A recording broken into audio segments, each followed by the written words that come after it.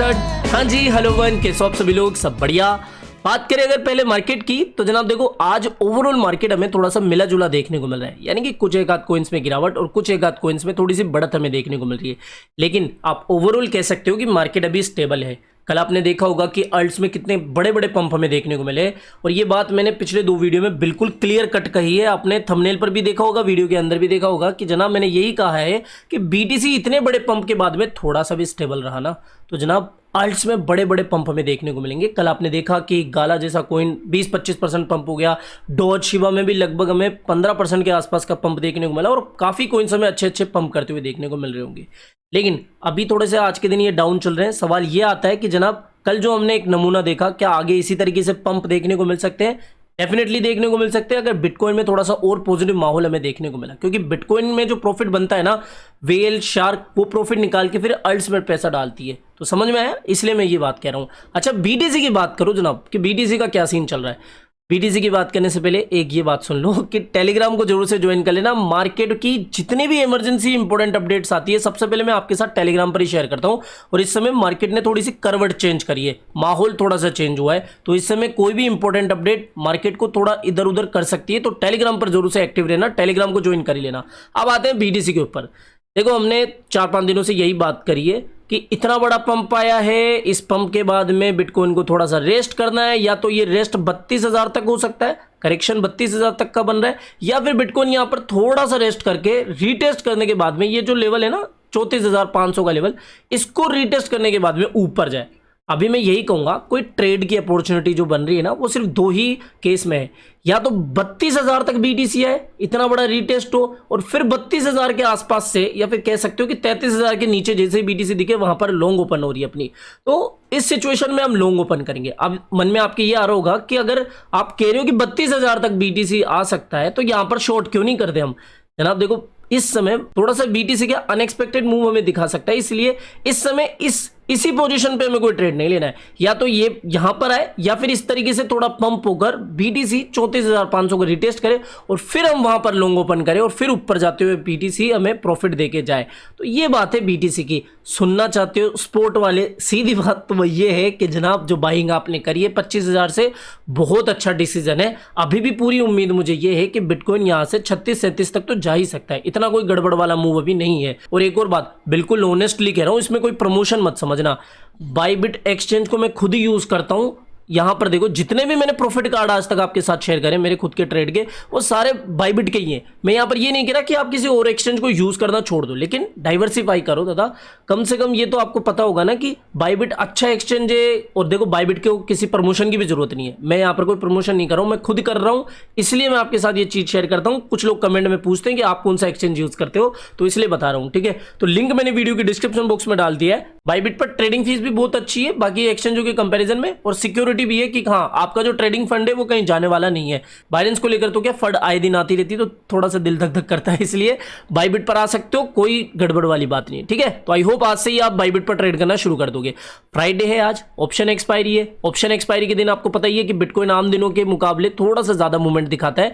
अच्छा, अपडेट्स की अब बात करें तो जनाब देखो, यूके का जो बिल आया था, जिसके अंदर उन्होंने ये प्रस्ताव रखा पार्लियामेंट के अंदर कि जितनी भी इलीगल एक्टिविटीज से, इलिसिट एक्टिविटीज से क्रिप्टो सीज होती है, वो बिना किसी एजेंसियों के पछड़े में जाकर, सरकार के दबाव में, या फिर लंबा प्रोसेस उनको ना करना पड़े इलीगल क्रिप्टो को सीज करने के लिए, ऐसा उनको एक बिल मिल रहा था लॉ इन्फोर्समेंट एजेंसी की तरफ से।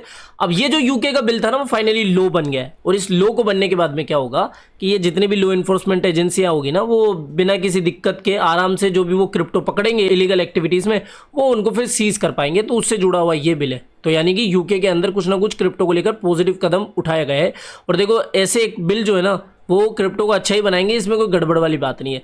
ताइवान से भी अपडेट आ रही है कि Taiwan officially propose crypto bill with first reading passes at parliament, यानी कि ताइवान ने भी, ये दोनों ही कंट्री ऐसी है जो कि क्रिप्टो को लेकर काफी पॉजिटिव रही है। यूके के जो अभी रिसेंटली हमारे जो ऋषि सुनक जी वहां के जो प्रधानमंत्री बने, उन्होंने भी क्रिप्टो के लिए पॉजिटिव बात ही कही थी। और ताइवान की सरकार भी क्रिप्टो को लेकर एग्रेसिव है, पॉजिटिव कदम उठा रही है। अभी इनका बिल वगैरह चल रहा है, लेकिन पास नहीं हुआ है। ऐसा बताया जा रहा है कि जल्द से जल्द ये जो बिल है वो पास हो सकता है, लेकिन अभी तक सेकेंड रीडिंग कब तक होगी कोई टाइम नहीं दिया गया है। लेकिन हाँ, कम से कम बिल वगैरह की तो तैयारी चल रही है ना। हमारे देश में तो ऐसा कोई बिल अभी तक तो आया नहीं है। बात करें गैरी गेंसलर साहब की, ईटीएफ का आपको पता ही है कि कितना ट्रेंड चल रहा है। ईटीएफ को लेकर ही लोग डिस्कस कर रहे हैं कि जब ईटीएफ अप्रूवल होगा तो भाई साहब किस तरीके का बिटकॉइन के अंदर माहौल बनेगा, ठीक है। और भूकाल मच सकता है, अब ये समझ लो अगर ईटीएफ अप्रूवल हो जाता है। डेमो तो आपने देखा ही होगा कुछ समय पहले। अच्छा, एक अपडेट आई है कि गैरी गेंसलर ने ये कंफर्म करा है, अभी तक कंफर्म नहीं था कि ये क्या कर रहे हैं, लेकिन अभी उन्होंने ब्लूमबर्ग के साथ में एक इंटरव्यू किया जिसमें कि उन्होंने क्लियरली ये कहा है कि कंफर्म करा है कि अभी 8 से 10 जितने भी बिटकॉइन एप्लीकेशन उनके अंडर में है उन सब पर वो सीरियसली रिव्यू कर रहे हैं। ऐसे नहीं है कि वो सिर्फ टाल रहे हैं या फिर पेंडिंग फाइल पटक रखे हैं अपनी एजेंसी के अंदर, ऐसा कुछ नहीं है। सीरियसली उनकी जो टीम है, जो एजेंसी है, वो अभी इन 8 से 10 बिटकॉइन ईटीएफ के ऊपर रिव्यू कर रही है।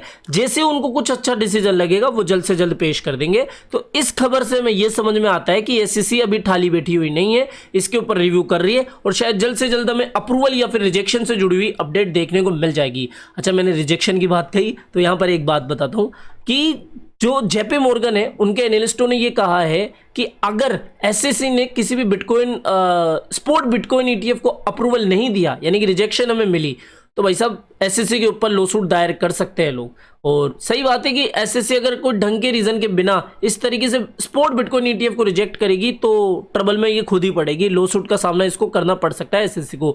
तो ये जेपी मॉर्गन के एनालिस्टों की तरफ से एक बयान निकल के आया है।